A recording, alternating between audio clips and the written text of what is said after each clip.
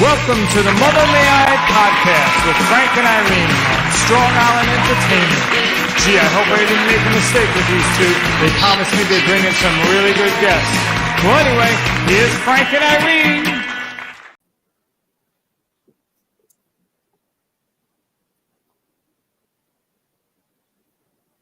Hi, there we go. Hey.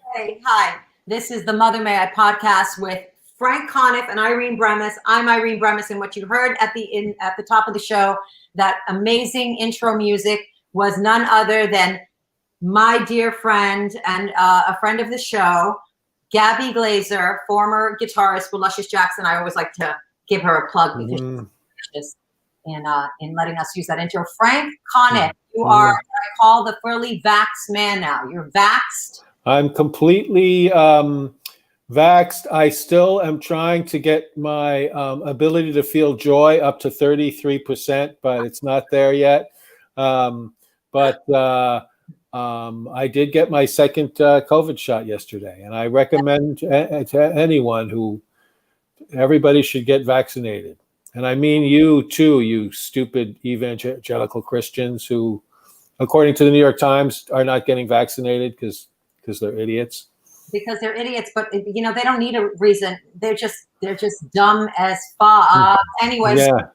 The vaccination, yes, I got double vaccinated too. So now we can finally see each other, Frank, in person. This is amazing. How long do you have to wait a period after you have it till you're clear? How does that work? Yeah, I think it's like a week or two. Okay. And, you could continue to be safe and wear the mask, et cetera, et cetera. But I think that it really kicks in like a week or two. And with the first vaccination, you have about 80% protection after 2 weeks. So then it kicks up to, I think, 90.2 or something, or 95. Oh, okay. So I can't wait to see you in person. This is to finally see you. So I got the vaccination too, and the hub site wouldn't let me take any pictures. They were really awful because I think it helps people, because I think people are so concerned about that second shot. They wouldn't let you take a picture when you got your. Oh, they didn't. Wow. But it is Staten Island. Oh, yeah, that's true. And they didn't. They've just heard about the invention of photography over there. So, but I made a point of getting my picture taken so I could post it because, as you know, I'm an influencer, Irene. You are an influencer. And I want people. I want all my TikTok followers to get a good example from me. That's right. TikTok, thanks to COVID, is now AARP eligible. It's picked up a notch. Frank, I'm so happy that you don't have side effects. I did have a few side effects, but I'm not being an alarmist, because you need to expect. Well, everyone, when I posted the night before that I was excited and I couldn't sleep because it was a second COVID shot eve for me, So you know how that can be when you're so excited about the next day. Yeah. But everybody sent me their stories about how the side effects they had. I mean, they were all like supportive and everything, but they were just like trying to warn me. Right. And one person told me they had explosive diarrhea, which I was like, thank you for sharing that. But if you're going to have diarrhea, that you want to have the kind that would be in an action movie. So. That's right. And it is explosive. It's funny because I'm not going to mention who I said this to, but I had explosive diarrhea. I know it's sexy and it's hard to picture. The first time I had it. Oh, really? It has to be sci-fi. You know what I mean? It's got a Jason Pollock picture in the background. It's amazing.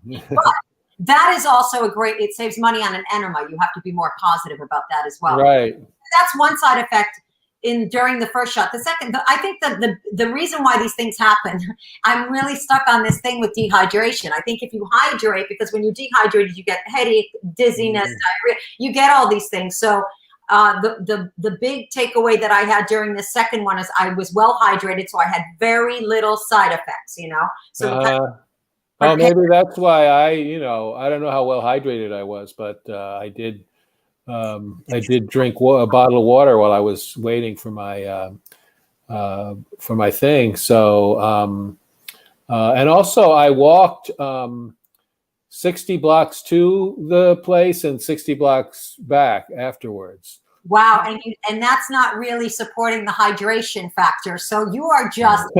Oh, well, I did, but I'll just say to all of our comic book fans out there, hail hydrate. Hail hydrate, everybody. Okay, so I'm going to bring our guest on for the show. You know what I love about our show, friend Frank? We don't have to poach guests because they're all our dear friends and we can rope them into this show. This man has been on our show before and he's come back again. I'm so grateful to have him back on. He's awesome. He's multi-talented. If I had to tell you everything that he could do, equally as stellar as he does comedy and whatever. So I'm just going to bring him on. He is in the illustrious show Mean Girls on Broadway. Principal, Mr. Duvall, he plays a principal and he's absolutely amazing. We love him. Welcome, Mr. Rick Younger, to the show, everybody. Yay. Hey. I was just sharing that I'm on the show on my social media. All right. All right. How you doing? Good. Yeah, so, I too have been vaccinated. I got my second shot on Saturday. Yay. Yeah. Side effects? I mean, I slept pretty good the night of and the next day, but I mean, it didn't stop me from doing anything. But I also have 2 kids that are with me like every day, so I could have just been tired from that. Right. You know, they say flu-like symptoms. I didn't have flu-like symptoms. You know, my body wasn't aching. I wasn't, chills or vomiting or nothing like that. And I definitely couldn't get out of actually spending time with my kids. So, to me, it was just a regular day with some extra sleep. You were. Oh my God, that's amazing. I know. And when I asked Rick to do the show, he goes, I think I can be alone at that time. Rick, so you are with the kids. I mean, you're Mr. Mom. You have 2 children. They're incredibly gorgeous. Well, and you are with these children. How old are your children again? They're 12-year-old son and a 4-year-old daughter. Wow. And they're with you most of the time? Well, at the beginning of the pandemic, they were with me 9 to 5. Let me go over this is what my day used to look like when the pandemic first began. I would get up in the morning. I would walk over to get them from their mother's house because she worked from home. And so they would be with me from 9 to 5. And then in the evening, they may or may not stay with me. A lot of evenings they stayed with her because I had them all day, so I could get a break. But some days we would do divide and conquer, where each of us gets a kid. And that went on until finally her daycare opened up. And she's also she's in 3K. So she first half of the day is school. Your wife was pregnant with her, Rick. Huh? I remember when Vanessa was pregnant with her. Oh my God. Yeah. What? Yeah, I know. Baby is how old? She just turned 4 in February. But so first half of the day is school, second half is daycare. And so then that made it so that I didn't have both of them all day long. But my son has hybrid school. So he has school on Thursdays, Fridays, and every other Monday. So Monday through Wednesday, every other week, I have him during the day. That's why I had to make sure that I could be free to do this at 2:00. Then on, of course, every other week, I just have them Tuesday and Wednesday. But then at 4:00, I go and I pick up Lolo.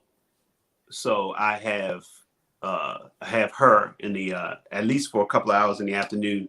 But that's also dependent upon what the evening is going to hold. Like tonight, I got both of them. Some nights she'll come with me and it'll just be me and her. When it usually breaks down to every man for, or, each one take one, I usually end up with her and Rory ends up with his mother. Wow. I'm never going to complain about having an appointment and having to do something else simultaneously. I'm a pussy. All right. After listening to this juggling schedule and on top of it, I see that you've been doing stand-up. You're doing a lot of shows. And yeah, I've been doing some. I have yet to do a live stand-up show as far as with people. I've done some Zoom shows, which I'm not a big fan of, but I'm like, all right, at least I don't have to leave my house. Because one of the things I hate most about doing stand-up, I know we talk about this, is having to leave the house. If I could just teleport to the club 5 minutes before I go on, do my set, and then teleport back home, that would be perfect.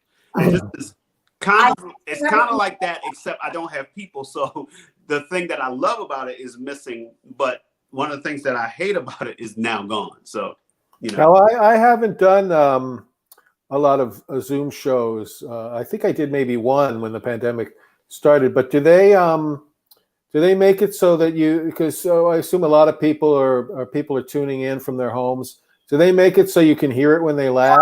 Well, they've evolved, because when the pandemic first started, everybody just muted everybody. And I think everybody's kind of like, hey, we kind of need a laugh track of some sort. So like, I've been doing stuff for Jim Mendrino's Comedy Therapy Broadway Comedy Club. And they now have the thing where they allow you to be unmuted. It's almost like an honor system. But if you know that you're going to be loud, you're going to be calling out for your kids, your dog's going to be barking, they ask you to go ahead and put yourself on mute. But that leaves at least a few people there to laugh. And in the beginning, you're right, they didn't have that, but I did a show at Governor's where you just go to the stage. I did it with Jessica Kirsten and Rachel Feinstein, and the stage was set up. It was so elaborate with all it looked like just screens all around, and you see people, and they mute the laughs for my set, it seemed like, and then the girls got their fucking mics on mute for their set. It was very upsetting. Anyway. Fuck you. And no, I'm just kidding. So Irene, so that show at Governor's did not have a live audience. It was still like a virtual show? Because the clubs were not opened yet. Right. Oh, interesting. Yeah. Well, that's good. I'm glad, I know I hear stories of, and I think clubs are just starting to open now, but when I heard before of like in Texas, of people doing shows, and I know like Chappelle got COVID because he did live shows. I mean, it's like I'm glad that the people are waiting to really do live shows. Yeah, I mean, they really, and their setup was amazing. Actually, the best setup. But now the clubs are open. I think it's 33% capacity. I still have no desire to really go do the clubs unless I can do a spot and leave. I don't have an interest in hosting and being there all night. Right. I want to, I'll do a spot if you let me know when to come into the club, do my spot, and leave. I may not even dap up the comics. I might am I getting some money? All right, hand me my money. Let me get out of here. Because, I mean, on top of it, I'm responsible for some other people. So right. If I go down, that whole system that I just described to you falls apart. So well, it's funny too, because I think when all of us, when we started out, a big part of kind of getting ahead as a comedian was you had to hang out, right? Like you had to be around, like to get a spot, and you had to, so that people would know you, and like when you're just starting out, like just going down and doing a spot and then leaving, it's almost not even an option. No, it's not. You have to stand in support. But thank God we've been in the fucking business for over 10 years. Well, that's one of the upsides of being a vet. But I mean, also I look at it like this, and I saw some people doing this, but I saw a lot of people who weren't. This was our time to work on the other things that you wanted comedy to lead you to. It's like I've seen people who started podcasts or done their show. Like I'll use Dean Edwards as an example. His podcast has really stepped up since COVID has happened. And it's like, we always think of Dean as a performer and he's good with impressions and everything. But for him to step out there and show, hey, I also am capable of being a host, it's I saw your whole thing. I saw his show on Instagram. It was really good. Yeah. For me, for me personally, I've started working on my web series. That's and the web series is also being produced as a proof of concept to pitch as a TV show. So I'm start. I've been working on that pretty much most of the pandemic. I'm going to start shooting it this month. Awesome. Right. Also, within that time frame, someone at a network reached out to me, and this is what was cool about it is like, you know, you always hear those stories about how, you know, you never know who that person is going to become, or, you know, every audition you're auditioning for that person and whatever they do later on. Someone I used to audition for student films at NYU had worked their way up at a network, and they were in a position where they were like, hey, they reached out to my agent and said, we're interested in working with Rick Younger.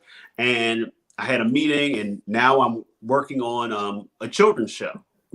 And, that's you know, amazing. so now I have 2 shows that I'm working on, and I'm like, you know, it's like, I'm still auditioning. I shot 5 commercials during the pandemic, and I did 1 guest spot on a TV show. And I'm constantly, you know, doing self-tapes and everything. So it's like, I'm like, I can't get out, but what can I do while I'm here? And what can I do to move myself forward and continue to do the things I always wanted to do? That's right. And you've done that effectively. I'm so proud of you. That's awesome. Good luck. I mean, you were so great. Rick was the doctor in my web series, and you literally blew that scene apart. You're so talented as an actor, so funny, your instincts, amazing.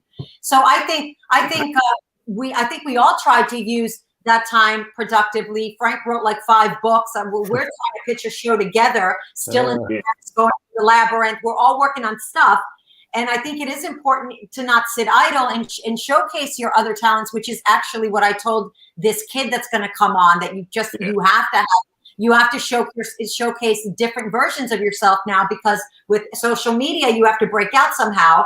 And the other thing I thought that was interesting is I wrote an entire new hour for stand-up. So when I did go to Governors, I did a couple of other shows. All my material was brand new. Everything was new. I took this as an opportunity to write new material, which was also fun. Right. It's like, I understand, you know, I don't know, sometimes comedians make me laugh, because sometimes I feel there are comedians who play the part of a comedian, meaning they say and do all the things they think comedians are supposed to say and do. They talk about how troubled they are all the time. There's all this negativity that they put out there. So it's like, I also saw people who were so focused on the inability to perform in front of a live audience that they made it seem like this was the end of the world. And I'm like, come on. It's like, comedians are the smartest and the most talented people I know. Now, some of them, you know, may not lead with that intelligence or that talent, but it's like, you would be surprised at all of the skills that so many comedians have. The comedians who are musicians, who are artists, who are, you know, of course, actors, and, you know, they do so many things. And it's like, these are your opportunities. Because, like I said, almost everybody is on stage hoping someone will see them and then give them the opportunity to do all these things. And it's like, you know how to do it. And we live in an era where we have all the things we need to put it out there. I mean, people get famous for lip syncing on TikTok, and you know, it's like you have actual talent. And I'm not saying everybody that lip syncs is not talented, but it does boggle my mind that I can go on Instagram Reels and TikTok, and there are people, all they're doing is acting out something that someone already created. Right. I see it all the time. And that's the thing that people are just flocking towards. That's the thing that's getting monetized, and people are making money off of that. Yeah, I mean, TikTok, which I just recently downloaded as an app, everything I see in it is all really, really hot people, you know, being hot. And that's why I haven't gone on yet, because I wouldn't stand out in the crowd like I want to. So you would, Frank. Oh no, I'd just be another hot person that people watch. You know, But it's amazing what to what you were saying, and I'm so bad with technology, but there's technology now that people can make like little 1-minute things that are that 20 years ago would have seemed like an elaborate special effect in a movie, Right. Yeah.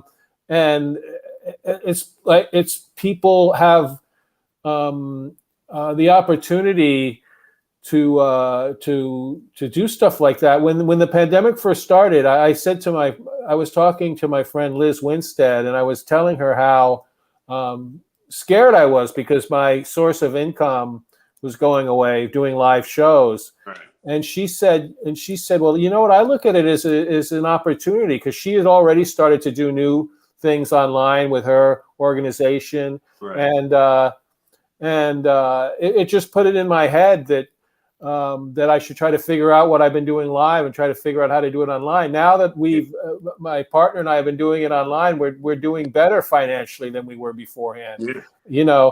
So but I think that's a lesson too, that even without something like a pandemic, is you have to keep your mind open to what is available to you. What can you do? What technology is available to you to be creative, because there's so much you can do now. And no excuses. And look at Shakespeare. We talked about this in the last show, Frank. But he wrote. I think Shakespeare was the most prolific during a pandemic, right? Of some sort. I don't know this information. Something about this is he only decided to do that. He got the idea from Christopher Marlowe on a Zoom call. Yeah, exactly. Once you get past the early part of the pandemic where you're drinking every night, so you're ordering Drizzly way more than you should, you do realize that if you're making any kind of money, you have less going out. It's like it's surprising how much leaving the house costs you. Oh my God, Rick, I love you for saying this, especially. I paid off all my credit cards during the pandemic, and I was on unemployment for most of it. Right. And it's like, but I bought groceries. I did have my occasional Drizzly order, but it's like, I wasn't going out of the house. Once you get out of the house, you're like, oh my goodness, let me go to Dunkin' Donuts, get a coffee. Right. Oh man, I got time to kill. It's no place I can go sit down unless I buy something. It's like you spend all the money because you have to leave the house. But when you don't, it's like your expenses are cut down. So if you can find a way to make money during a pandemic, it's going to go further. That's right. And I jumped on that shit right away with my Zoom teaching. Because I used to do it just as a very part-time thing when I would stand up full time. And now it's become like a full business. I just do it on Zoom. Yeah. And Rick, I used to endlessly complain when Rick and I used to co-host the Scuttlebutt together, Rick. Yeah. And we used to complain about, I always remember you saying we used to complain about the whole process to getting to a gig because it's so expensive. It's like you have to pay gas. I have to pay the Verrazano Bridge toll both ways. Okay, right. So I'm in the fucking hole after a spot. And I was a guest on the Scuttlebutt once, and that was there was something very complicated about getting to that place. Yeah. Like I took the subway there. But it was never easy to figure out where to walk from the subway and how to find and the studio was like in the back of some weird mall, Strip mall. I remember Rachel Dratch did the show and she was texting me. She was like 20 minutes late. She goes, "Where is this place?" So impossible place to find. But we used to complain about the traveling. And Rick, you're so right. Staying home, I've saved so much money because we don't realize how much we spend when we go out. Yeah. Whether it's a bottle of water or even if you go for a drink, then you're getting a snack or you're sitting in you know what I mean? Or the monthly Metro card that I don't have to buy anymore. Yeah. It's like only time I have been on the subway, because basically if I catch the subway to Vanessa's house, it's one stop. And if I walk with Lolo to the playground and we catch the subway back to my place, that's 2 stops. That's the most I've ridden. It's like it's up near the end of the A train line, so it's not a lot of people on there. It's like I have, so I can jump on and jump off. That's the only subway riding I've done. So it's like that right there, a month, that's a monthly, what, $100-some a month that I don't pay anymore. I know, and that's how I feel about driving. And not to mention the rage that I feel. I just saw a show, Frank. I don't know if you've seen this. Frank watches all these obscure shows on Netflix. I don't know if you've seen it. It's called Unhinged with what's his name that was in what's that actor's name? Unhinged. Wait, I got to tell you. Russell Crowe was in it. Did you see? He put on like 300 pounds. Oh, is that the road rage one? Yeah, it's a road I rage. haven't seen that. Oh, I was wondering if I should watch that or not. Watch it. No, is it good? Well, Okay. it's unrecognizable. He put on COVID 500 and then he had to get it off post-COVID. It's unbelievable. So, but it's. I used to feel a lot of stress driving. I literally did, because there's so much, traffic and road rage and honking, and it used to. I mean, this is like Unhinged. Obviously, the title is self-explanatory. This guy goes off the deep end, but yeah, it's good. You should check it out. Well, I haven't driven since I lived in LA, and it didn't really stress me out that much. It stressed out other people on the road while I was driving, because I actually learned to drive when I was in LA at the age of 40. I'd never driven before. Really? And I'd just be driving along and thinking I was fine, and then I'd just hear someone driving by going, "Learn to fucking drive!" Just drive on. You heard that continuously. Yeah. I love that. Learn to fucking drive. Yeah. Yeah, and I was like, what did I do? But obviously I was also very wimpy, like slow driver kind of, because it was so. But that's the thing about driving as an adult. You realize that you are driving a very heavy piece of metal. That whereas when you're 16, you're just like, you can't wait to drive, and you're ready to try all the things you saw in Fast and Furious. And it's like, I look at 16 and 17-year-olds driving now. I'm like, who let a kid have a car? It's like, now I actually drive the speed limit in the city, Mm-hmm. It's like, why, Rick? You're right. Like, I see these kids and I'm like, what the? And I drive the speed limit. So you drive as well, Rick. I forgot that. yeah. Do you experience road rage? You seem like you don't. I feel like you're kind of unflappable. You have this image of me, and I don't know how I've gotten this image, because I get this from so many comedians.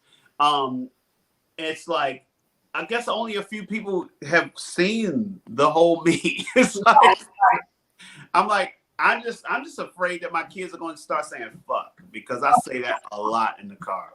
Mm-hmm. And in so many different ways, like fuck, what the fuck? Oh, this is some bullshit. That's it. This is some bullshit. Oh my God, that is so funny. Rick, before we bring on, okay, so we have a young probie comic coming on, and I want you guys to give him some solid advice regarding comedy. We actually went through a bunch of things that I think are going to be useful to him. But before we do that, Rick, what's going on with Mean Girls, and what's your future with Mean Girls? What's going on? Mean Girls is closed, right? Like, yes, of course. No, it's closed. It's like, it's not coming back. Oh, I did not know that. I blame the algorithm, because I posted about it and people are still saying, I'm like, Mean Girls, the national tour exists, but I'm not doing a national tour. They have a cast for the national tour, and I wouldn't want to tour anyway. But yes, like one of the shows that closed during the pandemic. We're not the only ones. The thing about the pandemic is that there aren't that many shows that have built up enough profit to continue with an indefinite closing. Like, for example, Hamilton, from what I understand, they're going to do like a 4th of July performance, and they can open and operate at half capacity at the theater and still make money.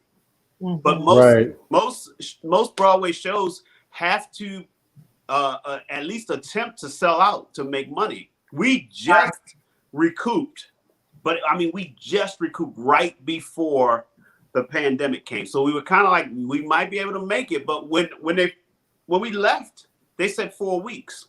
And then there was talk of, by the fall. And then that's when we started hearing about 2021, and it's just kept getting further and further.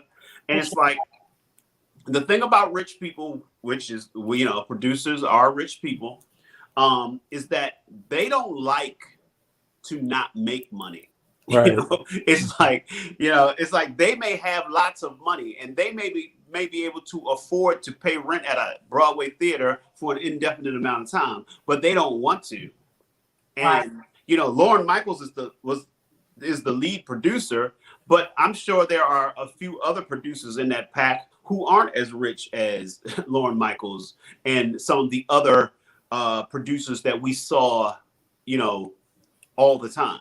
And plus, you wouldn't be able to have full capacity. It would be like, so it would be, you'd be struggling even if you did make it, right? Because you can't, how would that work? Like, Broadway's not going to be able to operate at full capacity. What month are we in? I mean, I think they're talking about the fall. I think that's a ambitious. Yeah, that's an optimistic forecast. Yeah.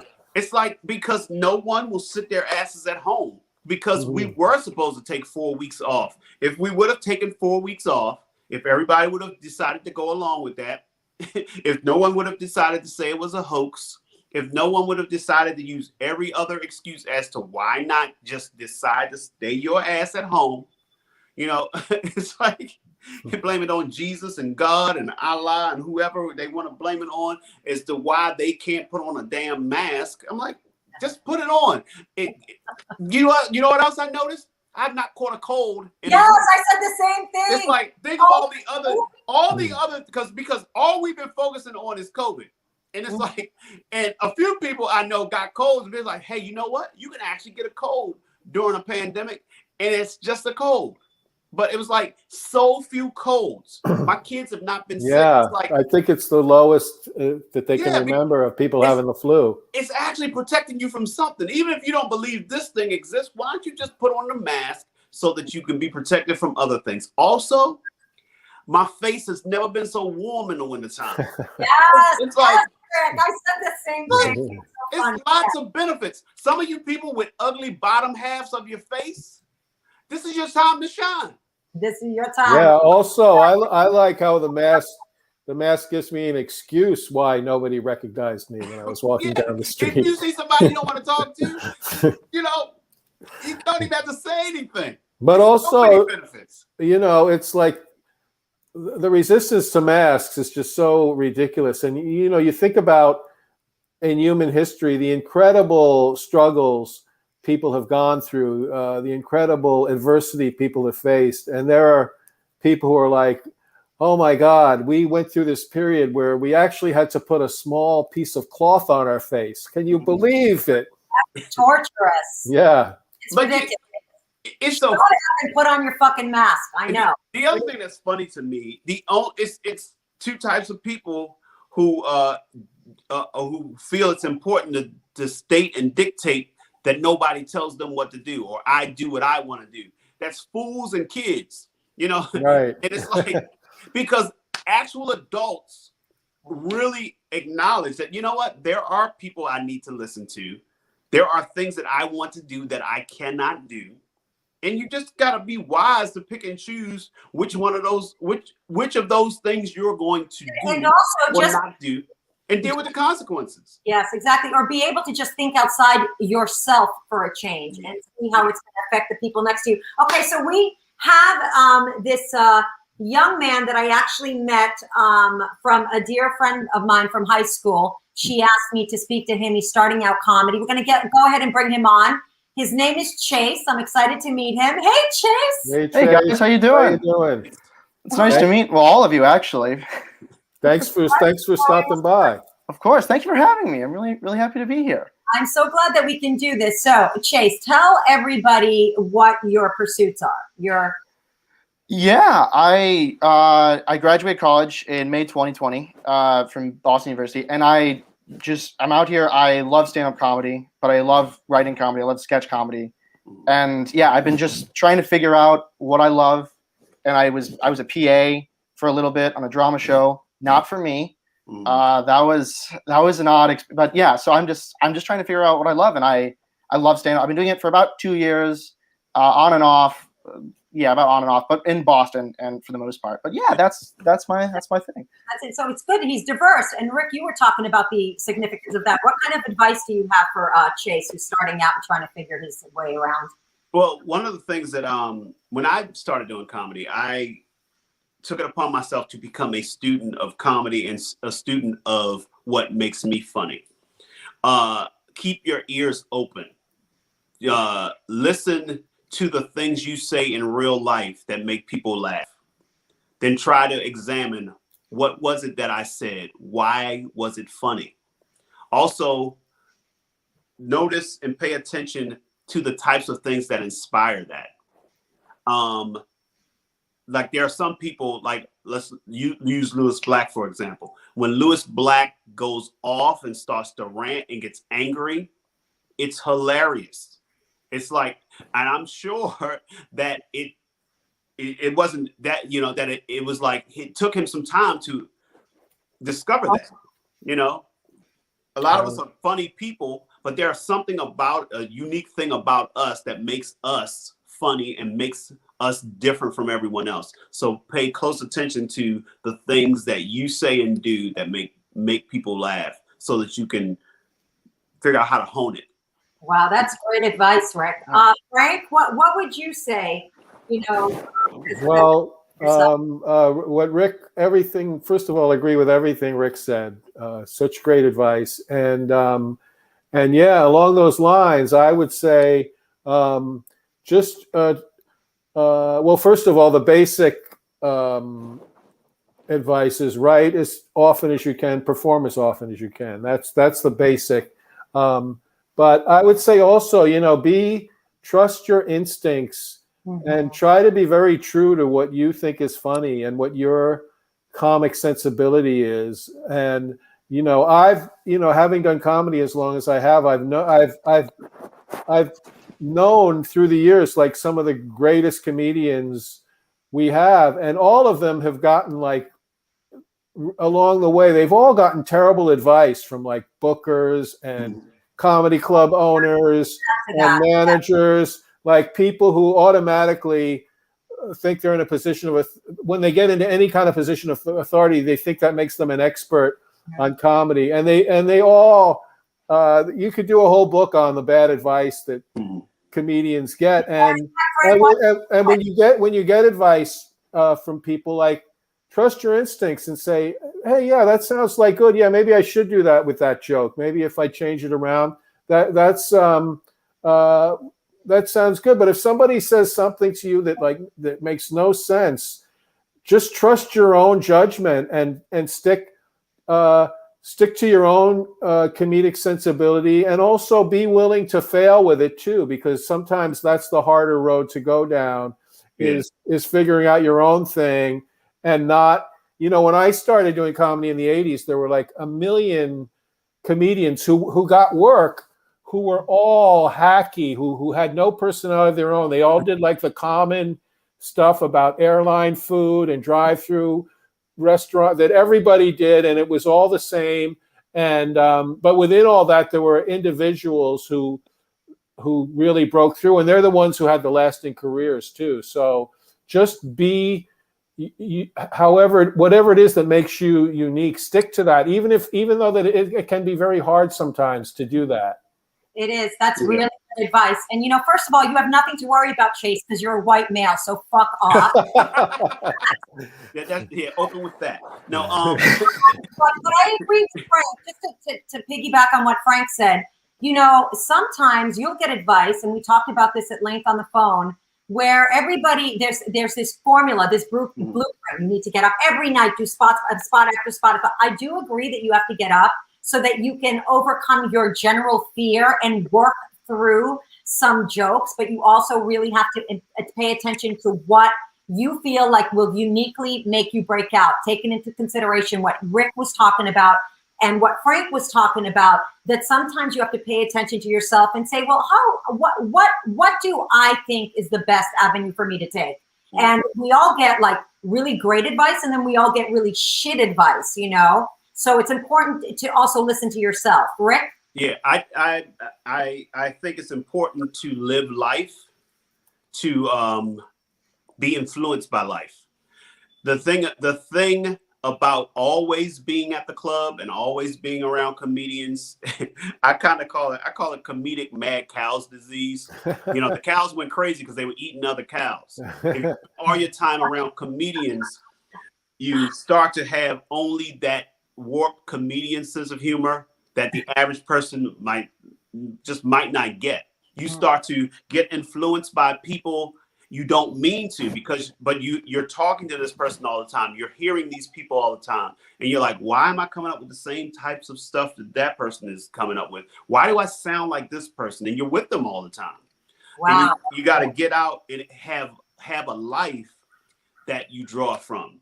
That's why a lot of times when people have a life-changing event in their life, it changes their comedy, because it's like all of a sudden they just are sitting, like you're sitting at home with your kids, and it's like all of these observations, and it's unique to you because it's your house, your kids, marriage, your job, or whatever other thing. So it's like, don't be afraid to break away from the pack and focus on your life.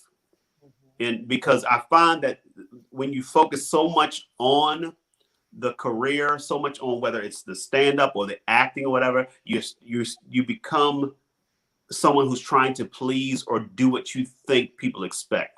Mm-hmm. But the key to being yourself is to not fall into those traps, and to just like I think all three of us have said, trust your instincts. Mm-hmm. Pay attention to what you think is funny. I look at being a comedian as like being a director. It's like you're right, you're the one who's creating the vision. And I look at people's brain is the projector, and your mouth, their brain is the screen, your mouth is the projector. You tell the story, you tell the joke or whatever in such a way so that what's in your mind gets into their mind. And it's like that's a thing that only comes from you knowing yourself. I think that's great advice. It's important to stay unique and not paint yourself into a corner, like sounding like everybody else. That's what the definition of hack is. Mm-hmm. And it's also really important to live and be prolific. I got the very terrible advice not to be prolific when I started stand-up. That's one of those advices that I wish I completely discarded, because it was always like, do the same material. Yes, there's a significance to actually honing your act, but at the same time, you have to stay prolific. Who gave you the advice to not be prolific? J.D. Salinger? You know what? I can't remember who it was, but I will tell you that it was specific advice. Do not stray from your set. Continue the same set over and over again, which is the definition of insanity, repeating the same fucking thing over and over. That's terrible, terrible advice. And, I think what Rick was saying about having a life to draw from, I think that's such incredibly important advice.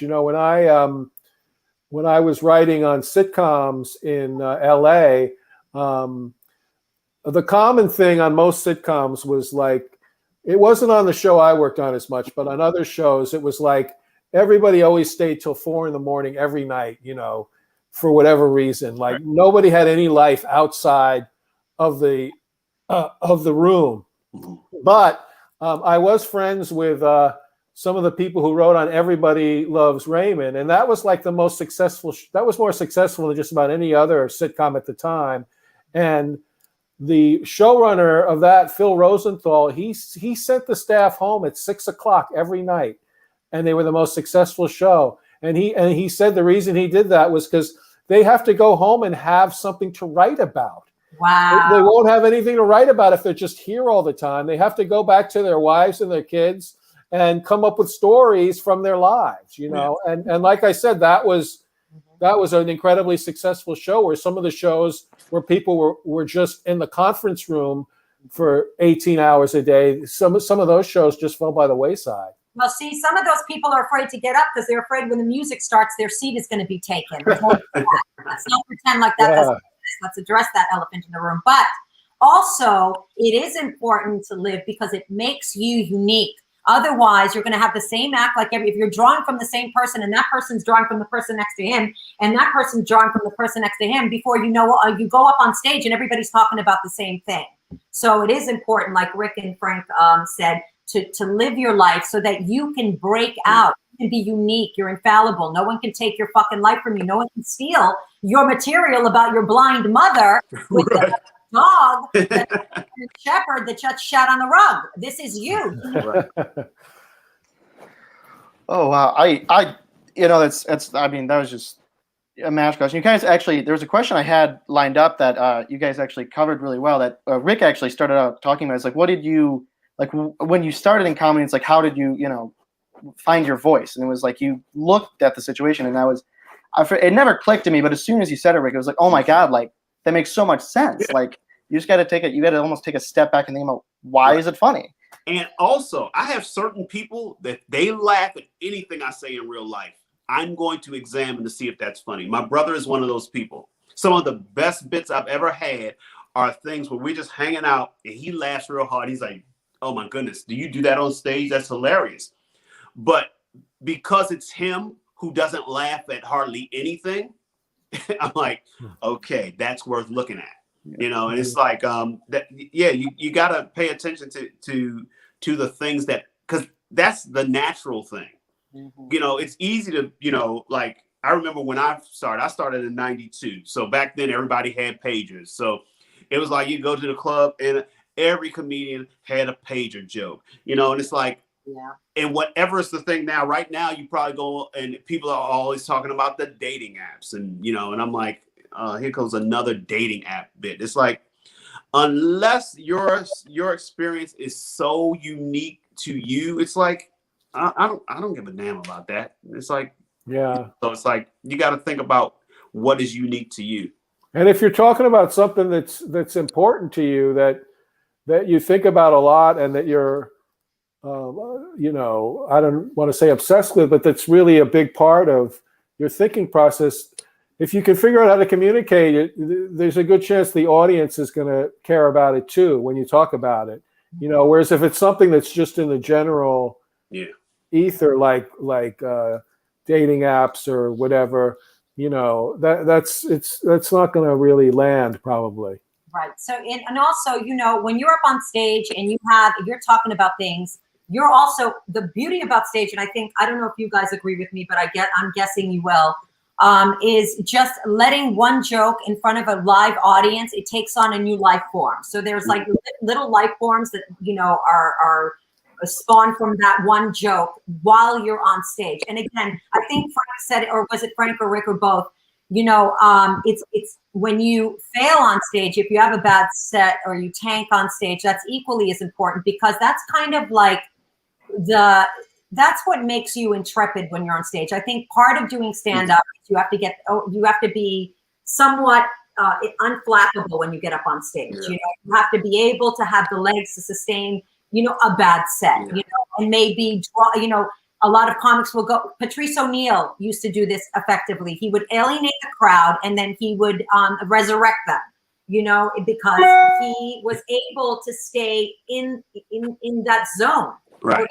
Don't try that. Don't try that. Yeah, don't try that. Don't try that when you're auditioning at a club. Don't try this at home. Yeah. I call it talking beyond the silence. Yeah. It's like I make a lot of comparisons with comedy and music, because I'm a music guy. But in music they talk about it's the space in between the notes is just as important as the notes themselves. And that's what silence is to a comedian. Sometimes people are so afraid of the silence till they just rush through things. Sometimes you got to give some space for things to land. Sometimes when you're working on a bit, you have to go beyond. Like a lot of times people's instinct is, I'm going to throw out this new stuff. As soon as they stop laughing, I'm going to go to the next thing. But sometimes you have to keep going beyond that silence, because sometimes on the other side of the silence is an even bigger laugh. Right. So, great advice, Rick. Such great advice. So great. Like that is great advice. He's absolutely right. Absolutely right. So, did you have any other questions for everybody? Anything that you wanted? Well, it's very funny. The first question we answered right off the bat. The second question you just answered, and we just kind of expressed on, was like, when you're tanking, how do you deal with it? And it's like, when you're on stage, especially, what do you like? What do you especially take away from it? And it's like, the thing is, and this is a very common thing that I think anyone would tell you, is that if you are tanking on stage, one thing you have to do is acknowledge it, and you have to be in the moment. And a lot of times when we saw this on Johnny Carson a million times, when he would tell a joke that would bomb, and then he'd get a bigger laugh commenting on the fact that it bombed, and because I've always said this, like, audiences love it when you're real, and if audiences, when a successful comedian with an audience who's getting a lot of laughs, I kind of feel like the audience always feels that what you're saying is real. And the idea that you sat down and wrote a bunch of jokes and worked on them, and that it's all a written act that you've done a million times, that never occurs to them when they're watching you. Like I think really good comedians and audiences always think that the comedian is just kind of talking off the top of his head, her or his head on stage, and it seems real to them. And I think sometimes you can get in trouble, like if the audience really knows you're telling a joke, like if it's a real joke, right? Like they don't like that as much, because we came to a comedy club and look at him, he's telling us a joke. Who wants that?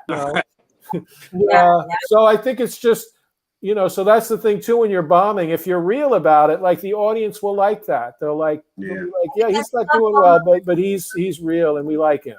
And we're relating to him because everybody's flawed, so we're connecting to you. Great advice, Frank. So true.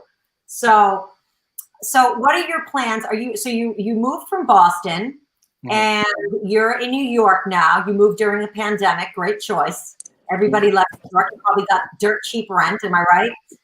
I think they fired the guy that put the set price at my rent. I think you're an idiot. Go home.